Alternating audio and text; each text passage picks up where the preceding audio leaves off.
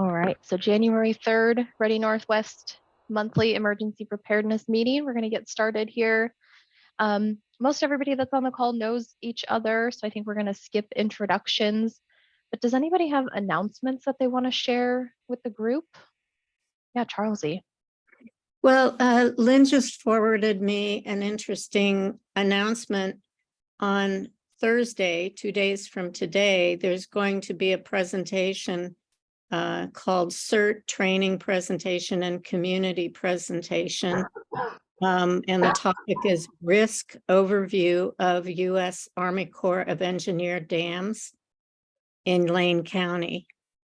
Did we receive any kind of announcement about this, Jackie, that you know of? No, it looks like I just got the notice from Tracy, about 4:16 today as well. Okay, so I don't know how to put this in the chat, but it would be, I guess I could put down the time and the address, but this will be being led by Ken Volgny. I'm not sure of the pronunciation of his name, who's the Springfield's emergency manager. I don't know who they distributed this to, but not very many people are going to get it in time probably, but I'm going to try to be there. It's very nearby River Road, the meeting.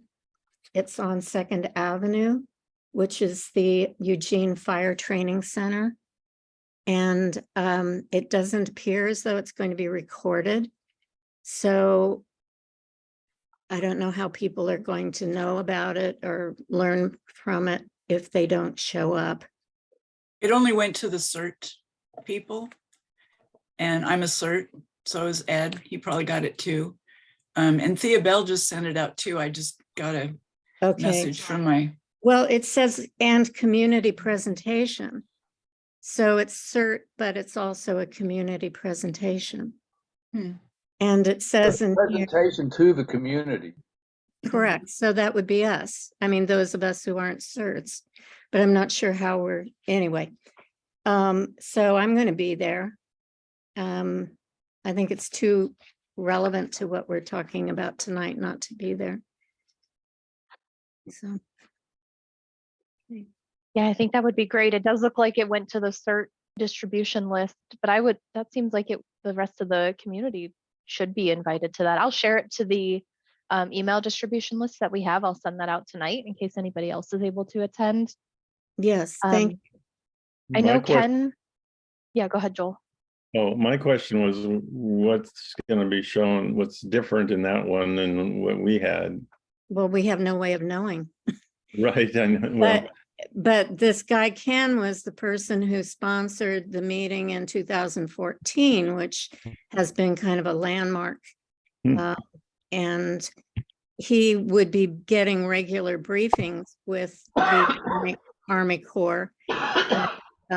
We don't have privy to. He would have the print maps, which are very important.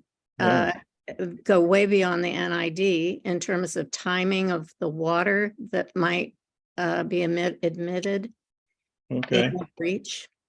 So I would show up if you care about knowing more and you can be there. It's a shame there's only 2 days notice. Yeah, I'll have to look at my calendar, but I think I can make it.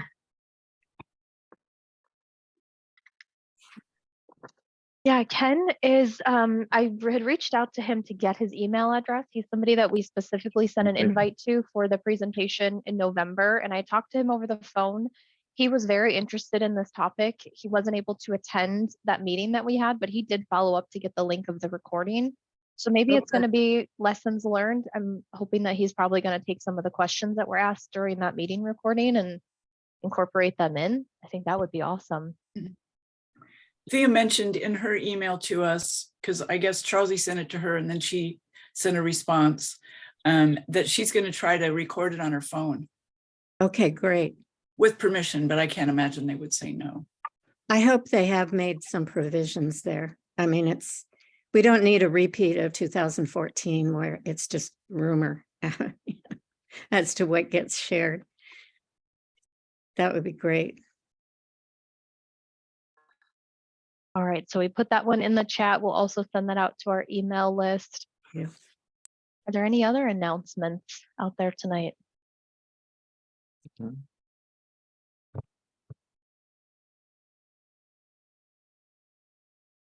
right, I'm not seeing any. This one isn't necessarily an announcement, but before we get into our agenda for tonight, which is really to unpack some of our lessons learned from the November 14th presentation that we had with the Army Corps, and then also to just talk about our goals and what kind of activities are coming up for 2023. I did want to just share, Jerry Brown had shared this document with me. Let me share my screen. This one here. And it looks like it's a document. And Matt, maybe you have some insight on this. Maybe you have seen it. And if not, that's okay too. But it's advertising the radio networks, and people, they're looking for people to get involved with the different radio networks that the Eugene MCOM is trying to build. So that includes ham radios, FRS radios, GMRS radios. I think they're looking for all levels.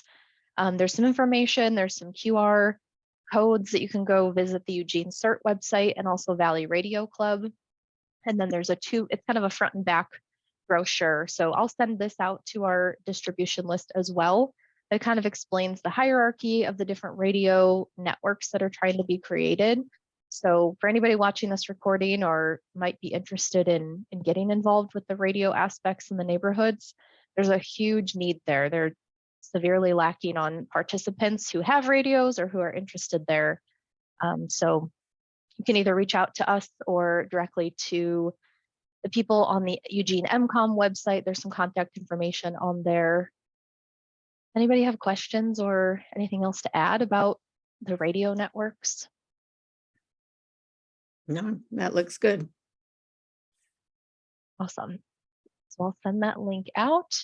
I think that was all that I had passed to me to announce for this meeting. So if we want to get into talking about the debrief of the November 14th presentation with the Army Corps, Charlesy, is that something that you would like to share what you've been up to, summarizing that meeting? Yeah, and I do apologize that I have not been able to get a summary to you guys sooner. It's still in draft form, but it would be a good starting place. It's the first part of it is capturing some of the slides that were in the presentation. As you know, perhaps if you were there or you've seen the video, the evening was in two parts. One was the Army Corps' presentation on what they do and how sort of a tutorial on how to use the NID, which is the online database for the condition of the dams and so on. An incredibly robust system. I mean, you can really research a lot and see visually what the inundation would be if those dams were breached, et cetera, how it would affect traffic and on and on. But I didn't even attempt to translate or to summarize what that whole presentation was. People really have to look at the video and digest it that way. And I really highly recommend doing that even a couple of times because it's so full of information. The second part of the summary, though, takes the questions and answers that were asked in the presentation. And I do not a literal transcription of word by word because it would have been unwieldy, but I do summarize what those questions and the answers were in quite a lot of detail. And I did that so that people could read it and think about what was covered. There was so much substance in that meeting. And every time I've gone back over it, I seem to understand it on a different level. It ends, the summary right now ends with some of the questions we asked even before from the briefing paper. And I've kept them in this because they're still really relevant questions. I think most of them were covered in that presentation, but some of them are important for a new reader, especially to read and think about in terms of how they might be able to envision an incident like a breach and flood happening, and what they need to practice in their own reflection about that to get prepared and ask good questions. So we kind of decided a long time ago when we planned that presentation that we would probably have some spin-off follow-up meetings with other people. And I see this document potentially growing and just being more refined as time goes by. But I hope you find some value in it. And I hope we never get into a situation where we won't, not because we have a video and we have a summary of losing that important information that was shared with us on the 14th. And that's about it. If you have any suggested changes, let me know, or additions or whatever. I'm running out of steam. I don't know how much longer I can keep up this pace. I'm trying to pull back from some of my other commitments. So, but this is an issue that I care a lot about, of course. Thank you. I just want to say I really am impressed with your summary. It's been a very complete summary. That's just, wow. You put some effort into it, I can see. I was impressed by the presentation all over again. I know people have different points of view as to what they heard and what they were expecting, but it was so full of good information, and I think some breadcrumbs for us to follow to get to a deeper understanding of the issue and who's involved. It became much clearer to me what the Army Corps can't do for us in terms of our own safety. And in an emergency, they can keep care of the dams and try to anticipate to the best they can with changing climate and so on. I really got a sense of how that balance must work for them, that constant tension of doing what multiple agendas that people have for how that water should be managed and so on. And they are not responsible for what we would need to do to protect ourselves with hopefully the help of the emergency services on the county and city level. And those are follow-up questions or follow-up conversations that I hope we do sometime in within the next 6 months. So,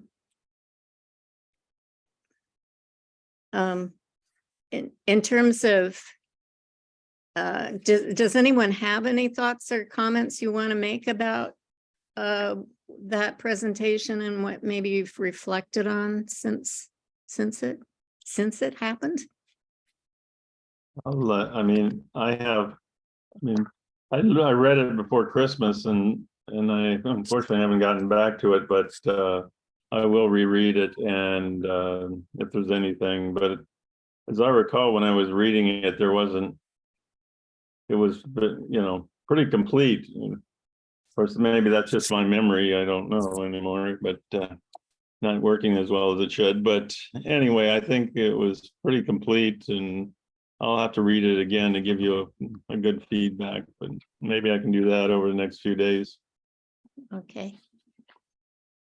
One of the things that I had not realized during the presentation is that, and Matt Chase repeated it, is that in the NID where it shows the inundation, that was never modeled to show multiple dams breaking, even though you can manipulate the NID to it appears to be showing that actually isn't valid information, because that wasn't how the program was modeled or written to accurately reflect that, except that he repeated more than once that when it comes to the Hills Creek Dam, if that were to breach, the visual of that breaching does include Lookout Point and Mhm. Dexter. So I just wanted us to know we heard that correctly. So the inundation depths and so on should be as accurate as anything can be, not knowing the exact circumstances. It was nice that they had done that, at least for one multiple dam scenario. Right. Yeah. Yeah. Because they were pretty adamant that if Hills Creek went, it was going to take out one of the other dams. Yeah, you that know, seems to down be the the common. Lookout, I think. Mhm. Yeah. They clearly feel confident that while they're, and this Natalie was the one who shared that, yes, there would be damage to the dams if there were a 9.0 earthquake, or maybe even not that big, but that they would perform well. And so I have to defer to their judgment on that. They're Well, and it's not, we always see what they show in the movies or something, a whole dam exploding and just, and they're not, it doesn't seem like they were talking about like anything like that happening. It was just, there'll be some cracks and potential water going over the top and stuff like that, but no, just dams just totally blowing apart. I didn't get that feeling anyway. Yeah. Most likely that wouldn't. I was laughing because Ed was crossing his fingers. No. Yeah, it certainly in the scenarios they talked about, it sounded like that would not be the case, but we haven't experienced it yet. So yeah. Nobody really knows, but I guess one comment. Oh, go ahead, Ed. Oh, can I just say that so we're talking about the worst case is a 9.2 magnitude off, that'll be about 100 miles off the coast of Oregon. And I believe it's 9.2 or 9.7, but anyway, it's 100 miles off the coast of Oregon. And so that makes it about 160 miles from Eugene. And so by the time the earthquake gets to Eugene, it's not going to be a 9.2. It'll be like a 7.6 or something like that. I mean, and by the time it gets up the hill, it's maybe a 7. Yeah, so Hills Creek. Yeah, if that. Yeah, it's a little less terrible and catastrophic than people might think. Yeah, then there's also the piece that Natalie added, which was it really does depend on whether it triggers more of a reaction on the west-east fault line or the north-south fault line, which we can't know. And that will be a very large, create a very large chasm, I believe is what she was trying to say.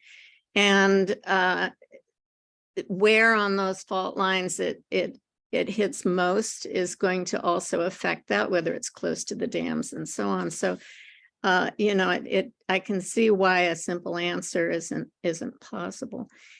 I do, though, want to say that when the comment is made about this is a very rare occurrence, I just have to put the footnote. Well, it's rare in the span of a human life, but geologically speaking, it's not all that rare. I mean, when you're talking about millions of years or tens of thousands of years, but so I guess I'm just reacting a bit to that term of it's very rare.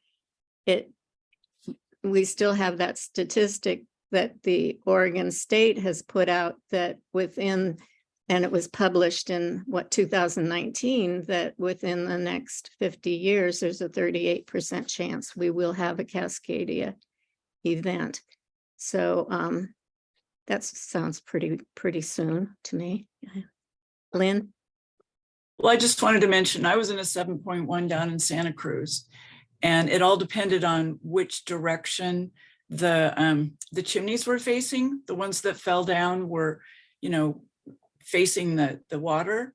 So it sort of depends on how the dams are facing too, I'm sure, because, you know, depending on, you know, it would be interesting to have an idea of, you know, all the list of the dams and which direction they're facing, because then you could have a really good idea of which ones probably would all go at the same time. You know, I mean, that's interesting to me. Mm-hmm. Yep. That's a thought. So there were things like the teacup diagram that were mentioned in the presentation, that if people want to follow more closely what the elevation of the various dams are, the question that had been posed was, let's say the water level is near max for what is deemed safe, and we find out that there is a what do they call them now?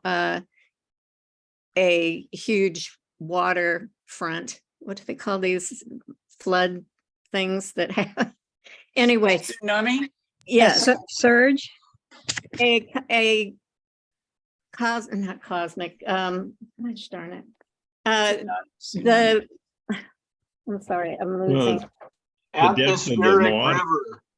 The atmospheric river. Atmospheric river, thank you. If that's on the horizon, you can go to a couple of different sources, including this teacup diagram that's in the summary, and be able on your own as a citizen to monitor where the water levels are and so on, as the Army Corps supposedly releases water and is trying to manage all of that, for those who really are more comforted by looking at that data themselves and tracking it themselves.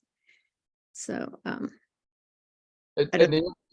just y'all be aware the Army Corps does seasonal variations in when they fill and when they release, and you know, and they just try, and they have like a graph for each dam about how full it should be by a certain date, you know, based on average rainfall and stuff.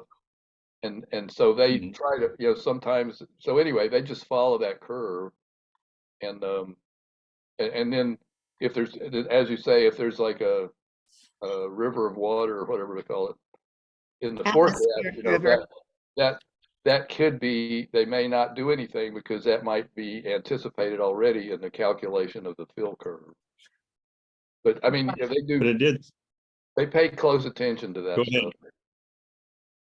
Yeah, and from what I've seen, they're pretty conservative on that.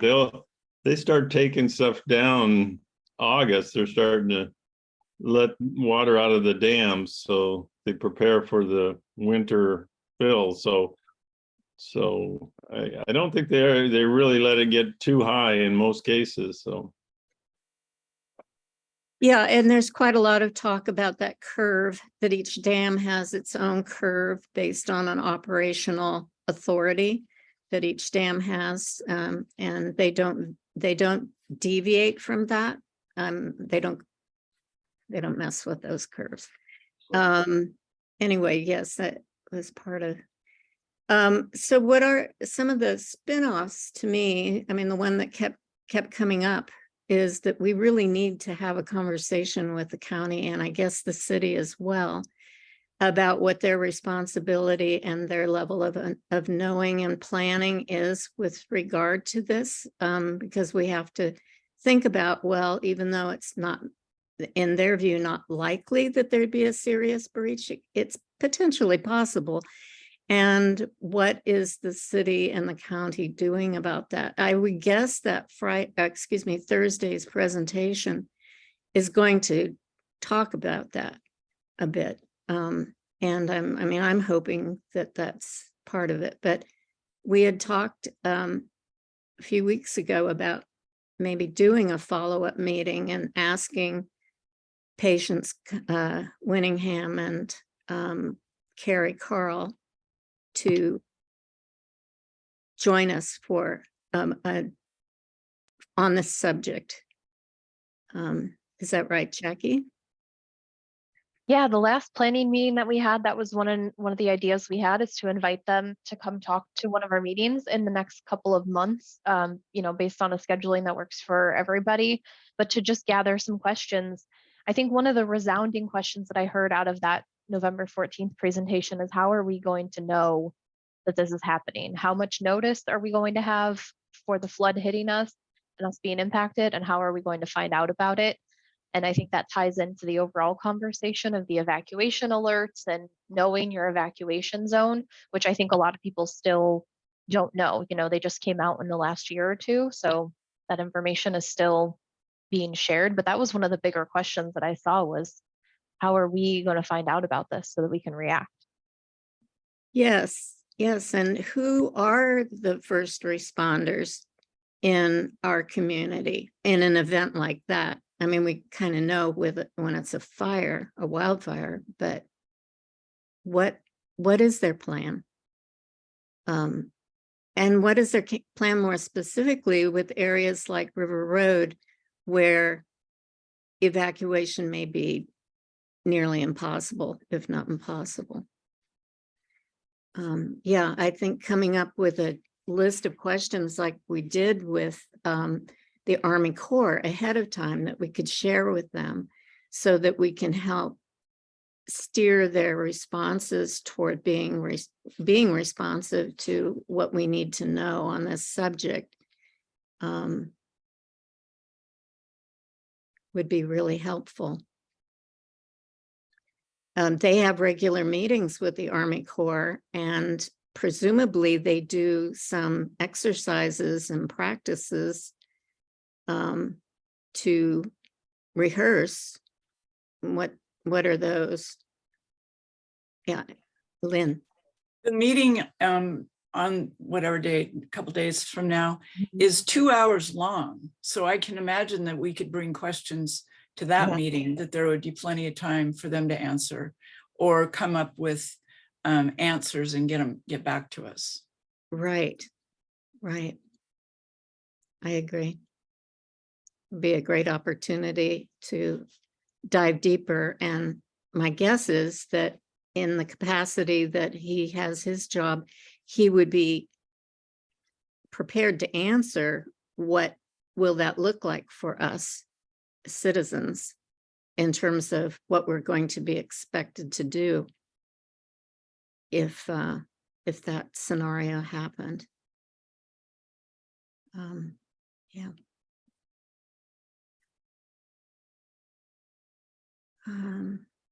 Are there other follow-ups that we need to? I would like to see those print maps, and the Army Corps was pretty clear that they were recommending that we see those print maps. Jackie just disappeared. That's a little worrisome. Wait a minute. What happened? Who's gone? Hope she comes back soon. Yeah, her system Yeah. just restarted. So Yeah, I think just she'll be back shortly. saw the note from her that she's coming back soon.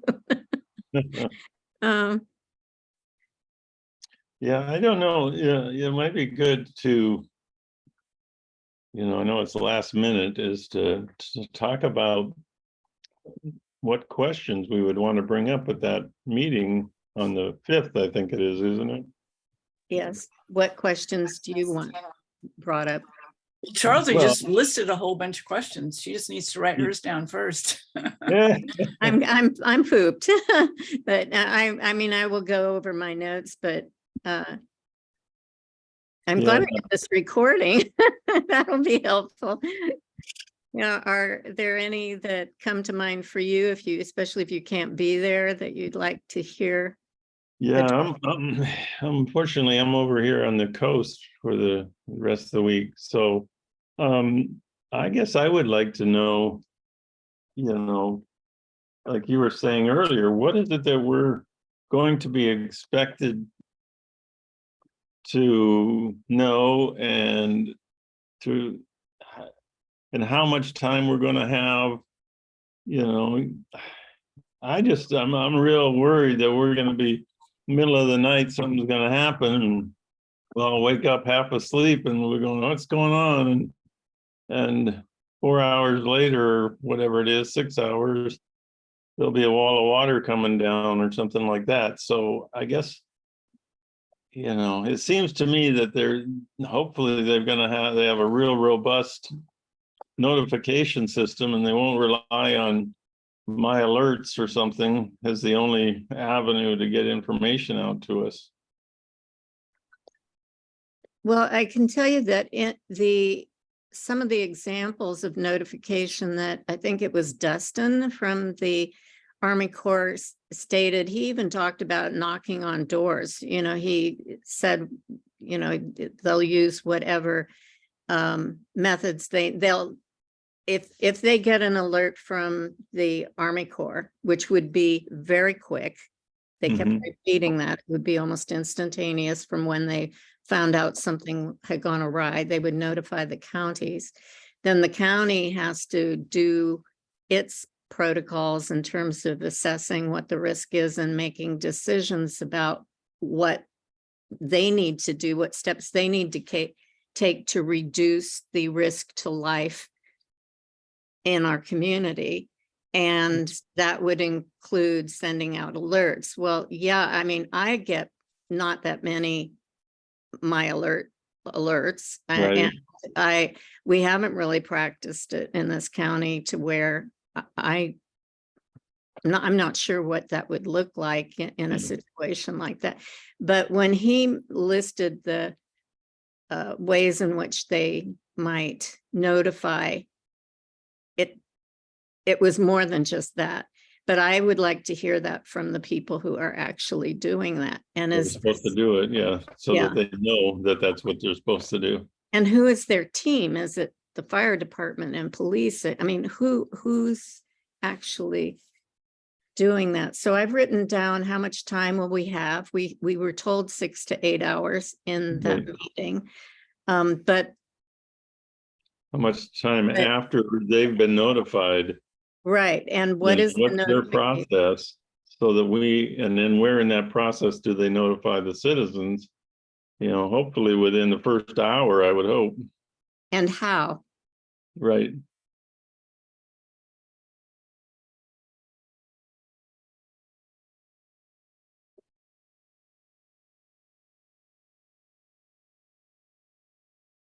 Okay. Well, you know, they do have that deal where they where they call up all the phone numbers and that they have on record and give you a report. Okay.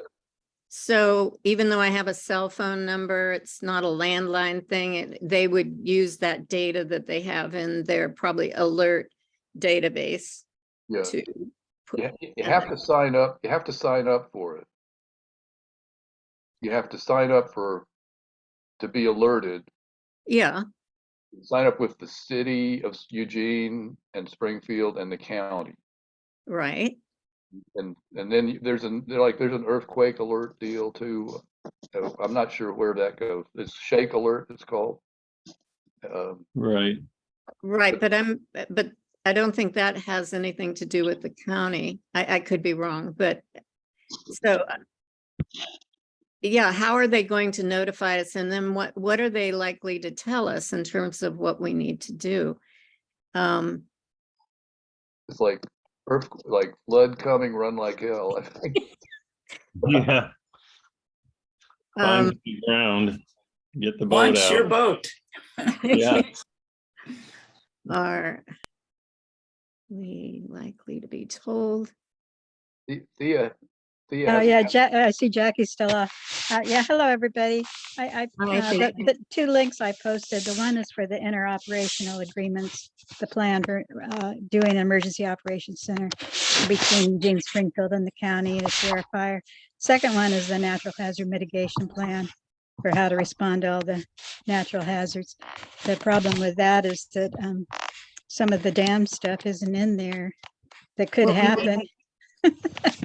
if jam happens through terrorism or something, then it's not considered a natural hazard.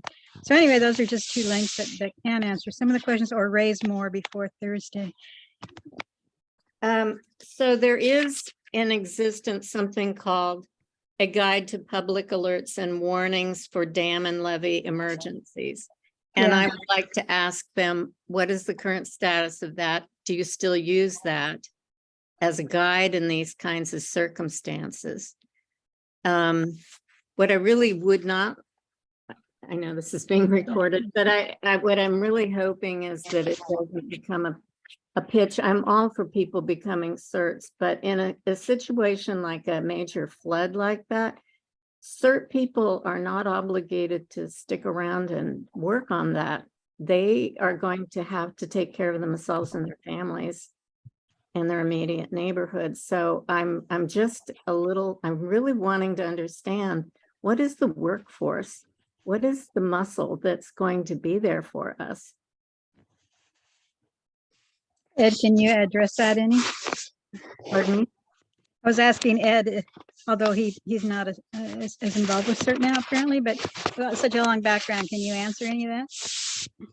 Well, I believe it's just the police and the sheriff and the fire department is who's the the responders, and CERT is like Eugene CERT's kind of zeroing in on having a radio network, and then like preparing the neighborhoods, is not kind of a lower priority, I think. But I'm not really up on recent stuff. Anyway, but I really think that they're planning to use, my understanding, although it's fairly, there is an emergency plan. I sent the city, Eugene emergency planning, emergency response department has plans. They're quite lengthy plans about what they would do with a natural hazard and what they would do with to alert people and stuff. And it's kind of vague, they're long plans and kind of vague, and anyway, but it'd be the fire department and the police. I see Jackie Yeah. just posted a link to them there. Yeah, and those plans, oh, I got an echo. Those plans do specifically mention it's kind of up to the neighbors to figure it out from that point. They are pretty explicit that it is up to us to figure it out, to respond, to organize, to plan, to prepare, to be aware of the hazards. The city is focused on continuity of government and emergency services and making sure the hospitals are staying up and running. But the plans pretty explicitly say it's up to us to organize and be the responders for ourselves and our neighborhood. So I don't know that we're going to get the answers, Charlesy, that you might be looking for. Yeah, I want an answer, even if it's, we can't do it. I think it just needs to be said out loud, that what you're paraphrasing now needs to be said out loud, because a lot of people in this community undoubtedly think that there are specific capabilities to help us in events like that may not exist. And I think we need to start being honest about that. Not to cast blame, but just to state what it is. If you're expecting to live in a community where these things are covered and you have some assurance that there will be plenty of people, first responders, then yeah. I mean, we've always said you'll be the first responders, or you'll be the help that saves you until the first responders can arrive. But yeah, in a situation like that, it would be so overwhelming. And if it's a Cascadia event, it's going to be overwhelming everywhere, not just here. I mean, potentially all up and down the state. So, well, these are good questions. And I think the distinction I would like, one distinction I would like to find out more about is that there are the Eugene emergency plans, but then there's also, again, this guide to public alerts and warnings for dam and levee emergencies. So that there was an article in the Press Democrat, I'm in the wrong community, in the Register Guard on Monday that talked about new things to look forward to in the county for 2023. And one of the sections in the article was emergency services. And they talked about the fact that there had been 3 tabletop exercises done by emergency services in this last year, 2022. Does anyone know anything about that? Oh, they're always doing those. They did one up the coast, involved a lot of agencies for earthquake, tsunami. It was north of Lincoln City or somewhere.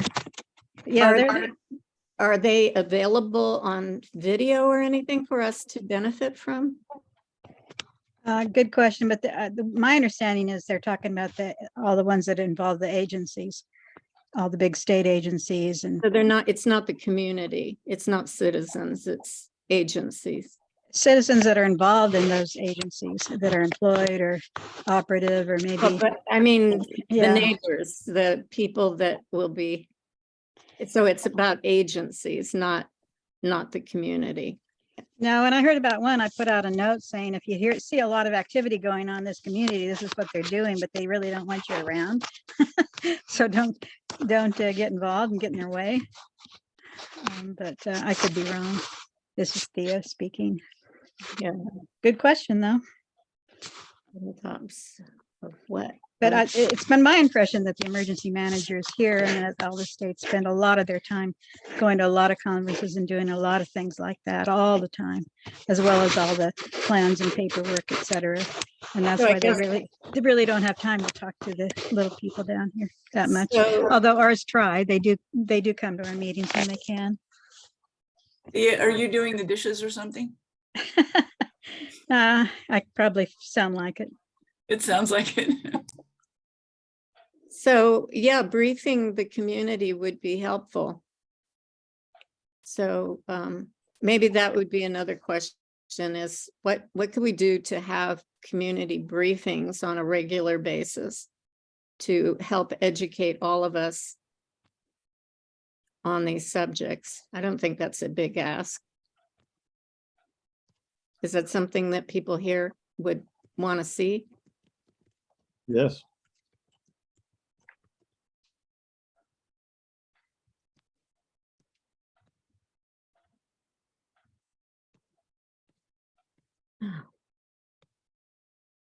So I think it will be interesting on Thursday to get a better sense of what prompted this meeting suddenly. And is it the first of a number of them? That would be very exciting.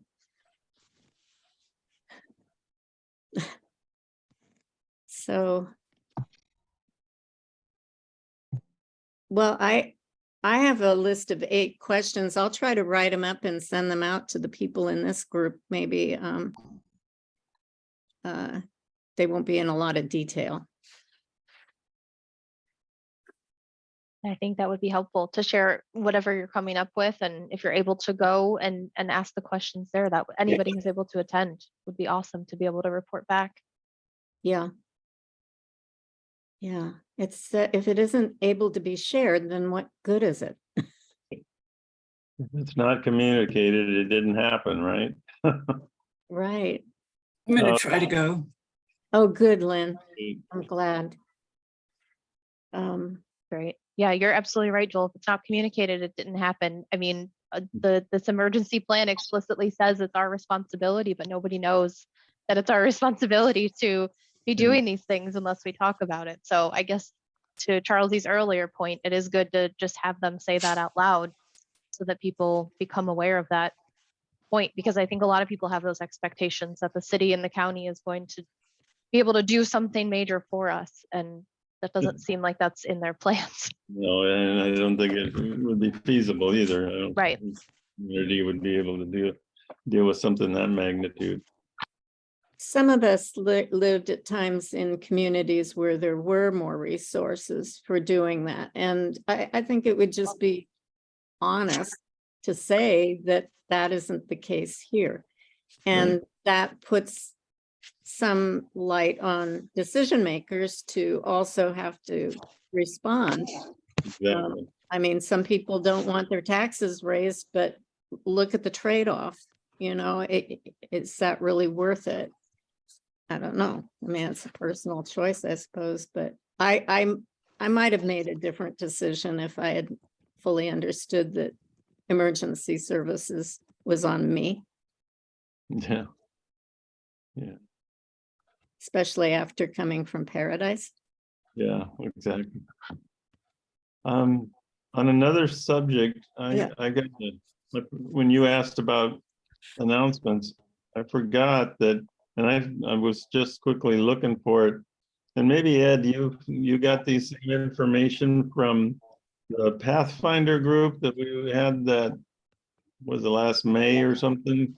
They're having a meeting or presentation or something coming here in the middle of the month on the 17th, I want to say. Do you remember that? I know who Pathfinder is, but I haven't got any communication from them lately. I'll look it up and send it out, and if where I It's can. It's about the Red Cross. Yes, that was it. Thank you, Thea.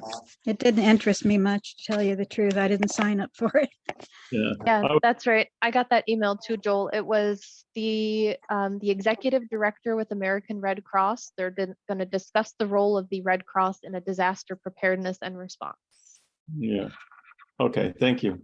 And that's January 17th at 5:30. Yeah, and I knew that, we just got this other one last minute, and maybe because this one came up, if anyone wanted to go, we could send it out and say, here's what's happening. I don't know. Thank Yeah. you. It's worth a mention. It probably is for statewide, obviously, if not nationally. So not really locally oriented at all. Hmm. And I was hoping on Thursday to go to the Santa Clara meeting where they're going to have the new Ward 7 city council person present, but at least that will be recorded so people can watch it later.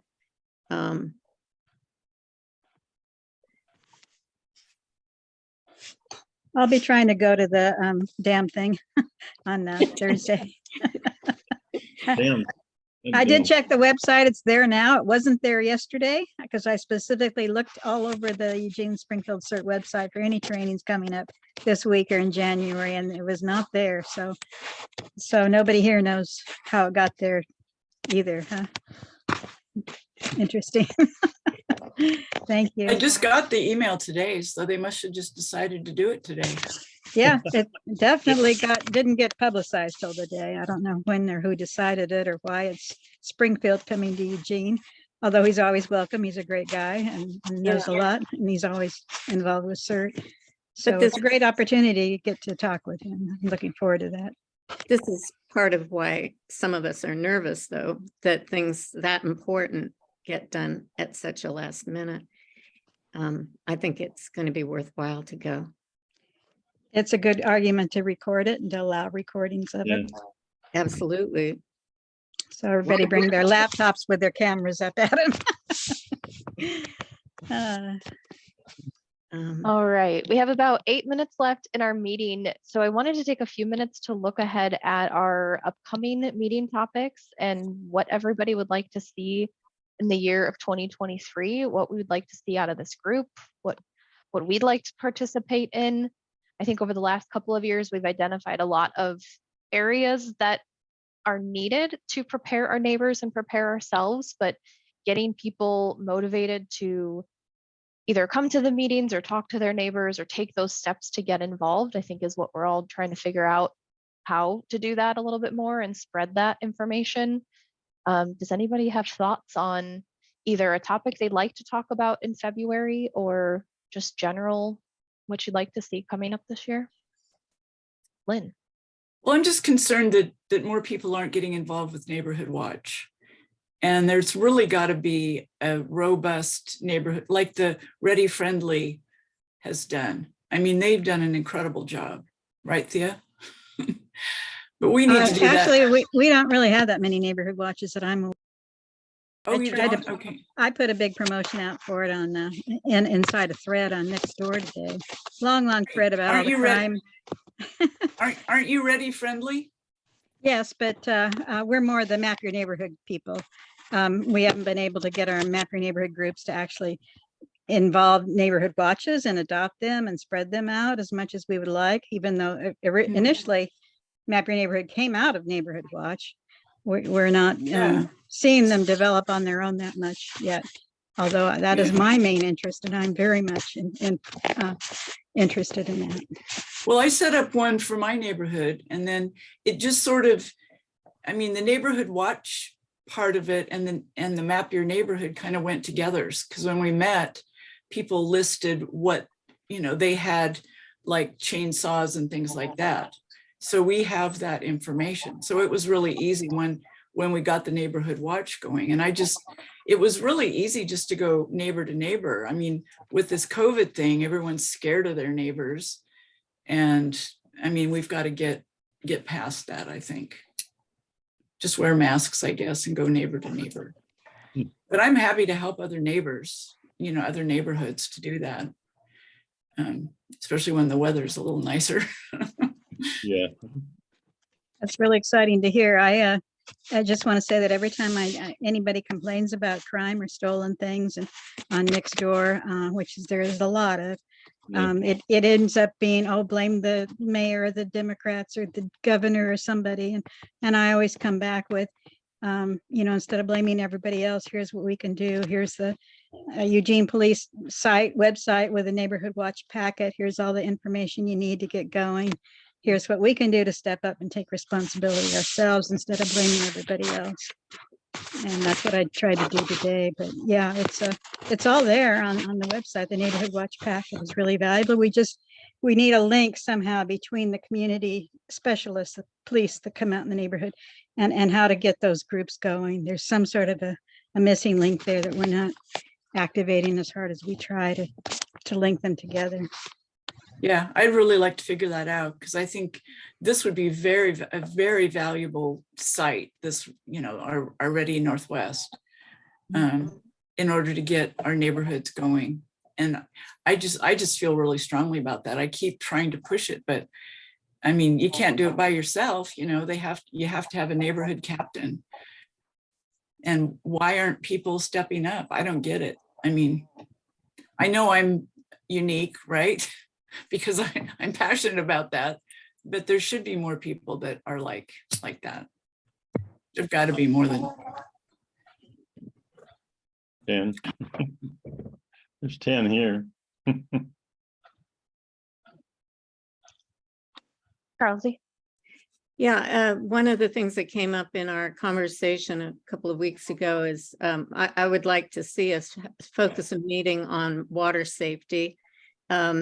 The eWeb dams, excuse me, I have dams in the brain. The eWeb wells that were directed to go to get water in an emergency are not potable. And so I think people need to be aware of that, and also what they can do. There are a variety of things you can do to make water more safe to drink. And so to have a presentation of maybe several people who have things to share on that subject would be a good thing for us to do. Cape Pearly is even interested in getting some rather large water filters, big tanks that have been that are made elsewhere in the state and are used in different countries and so on to help people purify water. She's interested in seeing if something like that can't be brought to Santa Clara or built there to help the community if that were ever needed, because it would be a tremendous difficulty for people in Santa Clara to get to the various wells that are available the city, and they'd still have purification issues once they do get there. Maybe EWIP, we could get them to write a grant that hands out purification, those filter bags or whatever, those gravity filter bags to everybody that wants them, so that people can go get them or something. I don't know. Well, last year, I know every year there's an opportunity to get grants, and I'm not up on when that is, but I think it would be something to consider again, that we put together something and try to get some monies. If this group is viable and we get volunteers who can help with some of this stuff. Yeah, I Yeah. think there's a lot of opportunities to submit for neighborhood matching grants in the emergency preparedness area. It's a matter of, just like you said, finding people to help sit down and write out that application and the specifics that go with it. So if anybody's watching this recording has interest or experience in that, I think we have a lot of opportunities to get some things submitted to the city. In fact, I think we have, I wasn't involved in it, but some work that's already been pulled together for grants, right, from the past that didn't happen, but could still be, just updated and submitted, maybe. Yeah, we have some things from Ed when you were working on the grant from last year. I have everything that you had sent over about that. So we definitely have a starting point. What would be the timing of that? What time of the year does that come up? The need to submit for matching grants? I believe for that particular one, there's the state Department of Health, the deadline was like the last day of January or something. So like now. Yeah, that's not good planning. I think applications open, it says July 7th of 2022 for a City of Eugene grant. So it looks like the fiscal year maybe runs June to July. Yeah, it does. So that's definitely some opportunities. So that might be a separate conversation that people, a subset of the people in this group might want to talk more about in a couple of months. The thing I would, from working at the state, is that they get this stuff 3-4 months ahead of time, and then so that they can read it and make their decisions for their budgeting period, which runs from March to the end of June. And so they want to have that information in, and that's why it's even now, because they're already starting to work on next year's budget. So if they're going to spend money, they want that grant. Now that's at the state level. I'm not sure what the city does. Well, certainly somebody in the neighborhoods knows the timeline on these things. Well, it's just also looking for grants too, and being aware of where they're posting those grants or grant opportunities. Okay, So, said enough. I'll say that Friendly's inviting eWeb to come to our general meeting February 2nd, Thursday, to talk about the Leeburg Canal, the emergency water preparations in the reservoirs, and College Hill in particular, although that's kind of a dead issue. We want to keep on there about that. And one of the questions to ask was about the potable water situation of the wells, the emergency water wells. So I'll make sure your group gets information on that. If anybody wants to come and ask that themselves, they're welcome. That would be great. and do you have a Zoom link on that too? I do. It's not out yet. I put together a registration link. I think I'm trying to push that forward to have everybody register first to get the Zoom. But Okay. it is available. Yeah. Thank you, Joel. Okay, thank you. Good to see you. Thanks. Yeah, nice to see you.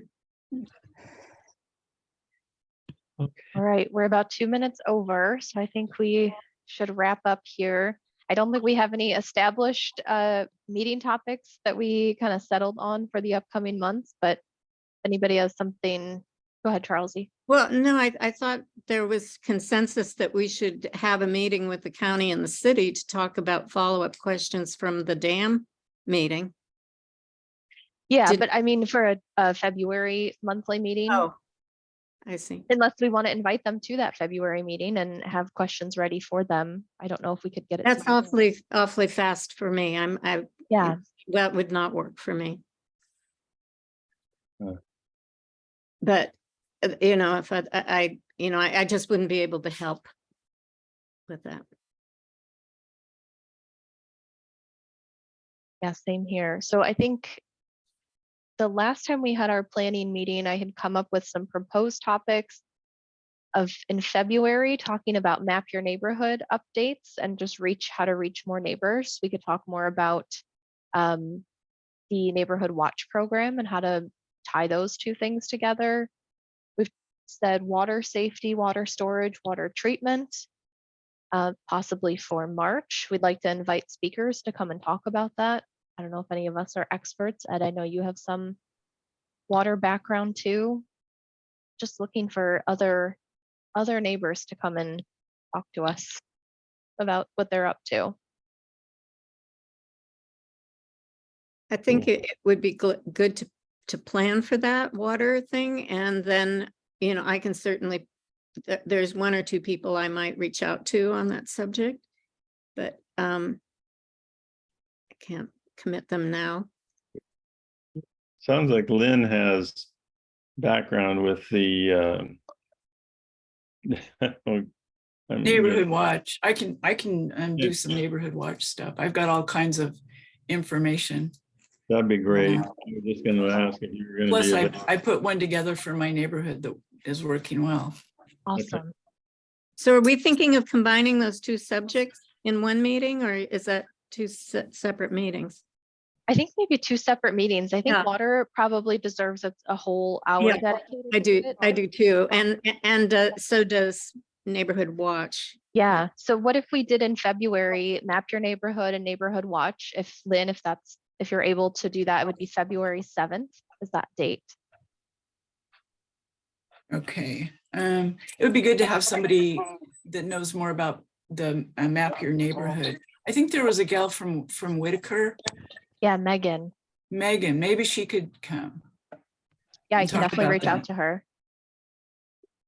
I'm And I'll gonna put that vol- out.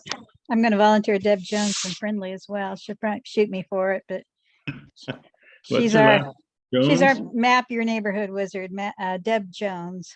Yeah, Okay. she's great. I Yeah. like her. That would be wonderful. Great. I think she came in person to talk to ABC once with Yeah. Paloma she about did. that. Yeah. Yeah, well, she came at a general meeting. Yeah. It was So- great. The whole neighborhood watch thing, I think it's really important to emphasize that it's non-confrontational, no engagement. There's so many yahoos out there that want to do the confrontation and the patrols and, you know, and that Yeah. really is a big Not no-no. bad. Yeah. Scares All we me. did was we did an invitation to a meeting, and then we had everyone sign up, and then found out, door to door what their email and phone number was. And I just did it all in order of the addresses. So if there was anything that people needed to worry about, then they knew who to call. And it works out really well. And I put together a Facebook page, a private one. And so everyone on the street is part of that. Wonderful. and- That's great. That'd be great. Yeah, We it- need to have you come speak to one of our groups, how you Yeah, did that. Yeah, Mhm. it works really well. It just takes time to get it started, and once it's Yeah. going, it just goes. And of course, we had Peterson Barn as part of our neighborhood. So Yeah. they bought all the neighborhood watch stickers. They're these little stickers that you put in the window that says, that we're watching. If we don't call the police, our neighbors will. So isn't that through the city? Did they use city funds for that? No, I think Peterson? they, Right? yeah, I think they did they all got together. It wasn't very expensive, but they just, everyone has 2 stickers for their house. Wonderful. I'll save my questions for your meeting. Sounds great. Yeah. Thank you, everybody. Yeah, Hey, I'm John, looking forward to that. John, did you have something you want to add? I just, in addition to all these great ideas, I got an email from eWeb today for the Pledge to Prepare program that they do. And they send like a monthly email with a checklist of, and you build up over 12 months and you do a little bit each month. So it kind of gives it in bite sizes and makes it real easy to do. Right. For that plug, yeah. I'll resend out that link with the meeting notes too. Great. Thank you, John. And so Jackie, just so it doesn't get lost, the follow-up meeting with the county and the city on the dam issues would be about when, do you think? So if we're going to talk map your neighborhood watch in February, that then leaves March or April. So we could either do water storage in March and then a conversation with the city, county in April. I think that would be great. And then that gives us time the first couple of months to gather, more questions for the city and county to make it a really worthwhile conversation. Yeah, in fact, they might help draft that context for us if we can get a conversation going with them. Yeah. Okay. That would be Yeah. great. John. I go ahead. had one other thing. I know Thea's been active trying to help other neighborhoods get started again, get reactivated. I think she's been working with Far West.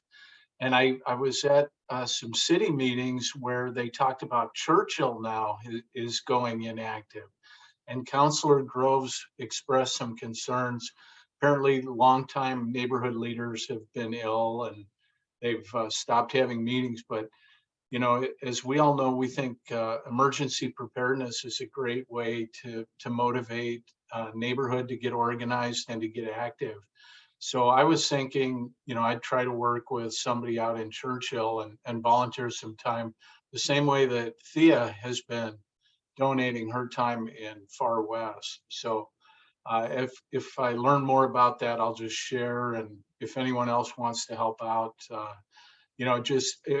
I think it would be just doing logistical things, sending out meeting invites and setting up the Zoom and facilitating a meeting, because the people don't have the resources, the capacity to do that right now. Yeah, John, one of the questions, what the conversations we've been having is we're wondering about our own capacity, in terms of how to keep going. I mean, we're aging on the spot and are feeling pretty spread thin. And it's tough. I mean, you would think that emergency preparedness and neighborhood watch, et cetera, would motivate people as much energy as you see on next door around some of these subjects. Yeah. But it's often as people are posting stuff about getting robbed or seeing people in their driveways at night and stuff like that, you'd think that would get some people motivated, but well. I guess it's easier to talk about it than actually do anything. yeah. Yeah, it is. I really think it's going to be a nice complement to Map Your Neighborhood on my street. And there have been several incidents of criminal activity on our street now that really, if I didn't have that network, that phone tree, et cetera, that messaging tree, we couldn't share information. That was because of Map Your Neighborhood, but it's just like a seamless connection with Neighborhood Watch. It is Neighborhood Watch in a slightly different outfit. So I think it could generate some interest. Yeah. I don't know if we have time for this, but the whole problem with using neighborhood preparedness teams within neighborhood associations is the city's neighborhood organization recognition policy, their NORP, that they use to officially recognize neighborhood associations in order to give them budget funds and et cetera. They did assist Far West with some startup funds last year until some things fell through last minute challenges. And I don't know that they have any budget to help Far West continue starting up again this year, or whether Churchill will get any funds. And there's just a huge dilemma here with the new Office of Equity and Community Engagement and their budget. And it all goes back up to the city and the city council through that whole process, where our officially recognized neighborhood emergency preparedness teams are kind of in danger right now. And it's I don't know that we have the energy to fight it, but through your neighborhood association boards, it's something to be aware of, to be involved with, is the NORP and the NORP process. Thank you. I was told that they always have a portion of the funds set aside for the reactivation. But how many? There's 11 or 12 now inactive, and they did use a lot for Far West. They started in January with meetings and picnics and emails and postcards, and now they're told there's no budget to continue sending out another election notice. So, well, you only get so much per quarter. Yeah. Their whole Engage Eugene community involvement process is a little warped at present as far as the neighborhoods are concerned. That's my stump I'll get off of. Thank you. I'm babbling on and making the meeting go longer. Sorry, Jackie, but one other idea we're gonna move on in Southeast is, we keep having an ice storm or a windstorm, and there is a incident command system form where you sort of have your whole plan of what you're going to do. And now that we've been through it a couple of times, I want to go through and write up these like plans so their templates are all pre-cooked and we're ready to go if we have windstorm, ice storm, power outage type of thing. And basically all they are is, you have some way of having your radio people start checking in, or directing the Map Your Neighborhood block captains and coordinators to actually go out and check on people, when the power's out, people that they know are living alone, checking for trees in the neighborhood and stuff. So just having that formally written up, and I know there's been a lot of great work on doing this and having like laminated cards. So people come and they want to get started, they want to help, and they open the box and here's this direction, do this first, And I think the more that we can do this sort of pre-planning and get it streamlined, make it simple as possible, so group of neighbors converge and come together. Hey, what can we do? Well, look, here's this card that tells us, step 1, step 2, step 3, for a bunch of these common situations that we're seeing over and over now. Red flag warnings, evacuation, et cetera. So that's something for 2023 that I'd like to work on. Great. That would be great to go out to all the neighbors. And that would be an incentive for doing the neighborhood watch. So everyone would have those cards. I like that idea. You could call it Neighbor Watch, except that sounds a little spy oriented. Yeah. Good, John. Thank you. That's great. Yeah. Simple and easy and universal. Great.